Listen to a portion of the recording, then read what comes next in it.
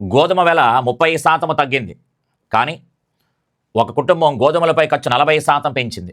గత నెల 35 కిలోల గోధుమలు భర్త వినియోగించగా ప్రస్తుతం ఎన్ని కిలోల గోధుమలు వినియోగించాలి?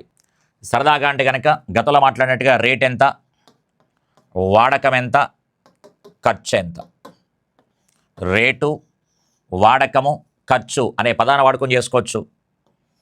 లేదు వాడి చెప్పిన పదాలే 30% తగ్గింది అనగానే 70 రూపాయలు ఖర్చు పెడుతున్నారు.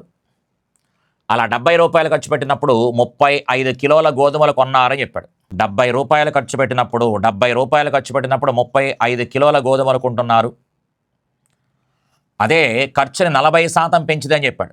అంటే 100 రూపాయలు కాస్త 140 రూపాయలు అయితే 140 రూపాయలు కనుక అయితే 140 రూపాయలు కనుక అయితే ఎన్ని గోధుమలు కొంటారని చెప్తున్నాడు. అంటే వినియోగం ఎంత అని అడుగుతున్నాడు. క్లియర్గా గమనించి ఒకసారి కామన్ కూడా 0 తీసేస్తే 7 డబుల్ 14 కాబట్టి 35 డబుల్ ఎంత అంటే కనుక 70. అందుకని సమాధానం ఎంత అంటే కనుక 70 కేజీలు అని చెప్పచ్చు. లేదు ఒక కాన్సెప్ట్ ఓరియంటేషన్లో మాట్లాడుకున్నట్టు ఉంటే కనుక రేట్ ఎంత, వాడకం ఎంత, ఖర్చు ఎంత అని చెప్పాం. రేట్ ఎంత అంటే కనుక రేటు 30% తగ్గింది కాబట్టి 70/100. వాడకం ఎంత అంటే కనుక కనుక్కోవాల్సిందే. వాడకం ఎంత అంటే కనుక్కోవాల్సిందే. ఖర్చు ఎంత అంటే కనుక మనకి ఖర్చు 40% పెరిగిందని చెప్పాడు కాబట్టి 140/100.